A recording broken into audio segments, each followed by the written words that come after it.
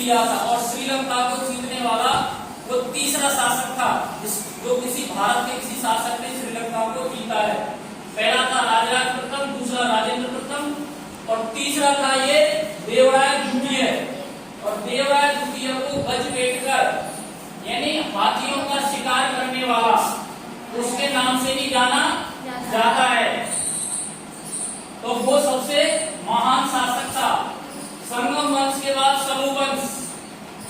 अब इसमें और भी आए थे जैसे प्रौढ़ देवराय आया था, लेकिन दो ही ये सबसे महत्वपूर्ण है, देवराय प्रथम और देवराय द्वितीय।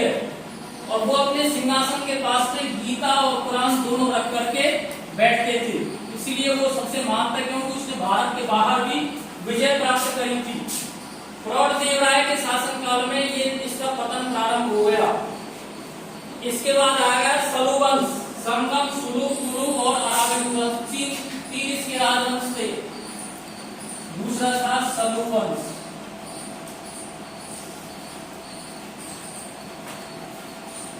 तीसरा था कुरु वंश और चौथा था अरावली वंश।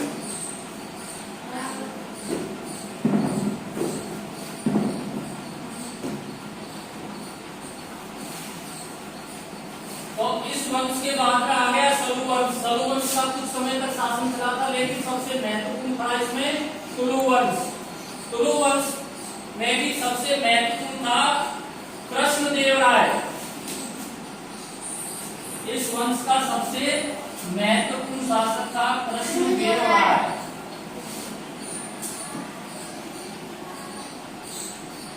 सलू वंश के बारे में बताया था। सलू नरसिंह ने इसकी स्थापना की थी और इसका जो अंतिम शासक था उसकी हत्या करके और ये गद्दी पर बैठ गया था सलू नरसिंह। सलू नरसिंह के बाद वीर नरसिंह ने तुलु वंश की स्थापना की थी, लेकिन इसके बाद कृष्णदेवराय ये सबसे महत्वपूर्ण शासक था और इसने पुर्तगाली गवर्नर डी अल्मोड़ा इसके साथ भी इसके अच्छे संबंध थे कृष्णदेवराय के। और कृष्णदेवराय के दरबार में अष्टदिग्गज रहते थे तेलुगु भाषा के 8 विद्वान। अष्टदिग्गज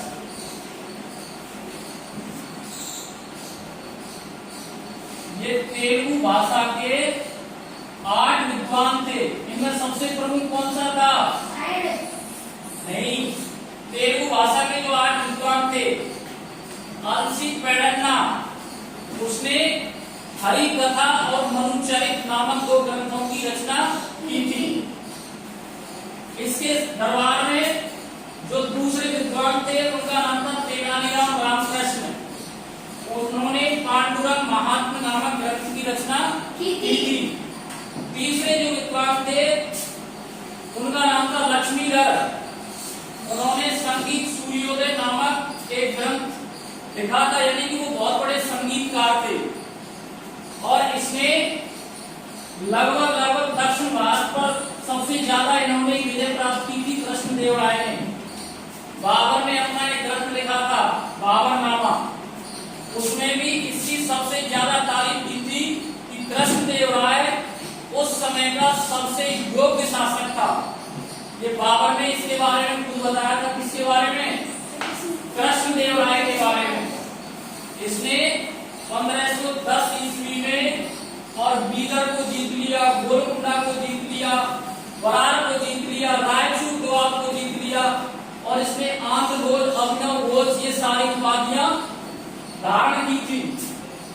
इसने कृष्णदेवराय ने। अब कृष्णदेवराय के बाद में ये था सलू वंश, कुलु वंश, इसके बाद आता है अराविडु वंश। अराविडु वंश के अंतिम शासक थे रंगा तृतीय। और रंगा तृतीय के उसको साम्राज्य को नष्ट करके बाद में ये शामिल शिवाजी ने अपने राज्य में मिला लिया था। तो ये पूरा जो विजयनगर साम्राज्य था ये मराठों के अंतर्गत शामिल हो गया था। ये था विजयनगर साम्राज्य।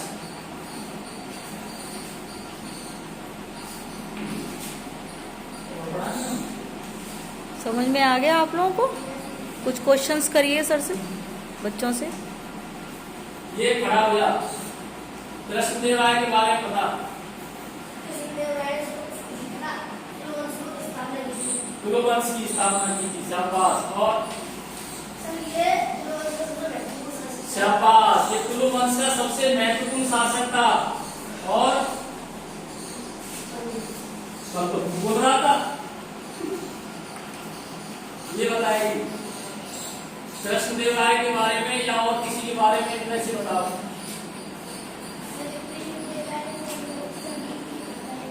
कृष्णदेवराय ने वो लिखा था, उनके संगीत लक्ष्मीधर नामक जो विद्वान रहते थे, उन्होंने संगीत सूर्योदय लिखा था। और इन्होंने भी तेलुगु भाषा में एक ग्रंथ लिखा था। और इनको अनेक उपाधियां भी इनकी थी, यानी इनका जो काल था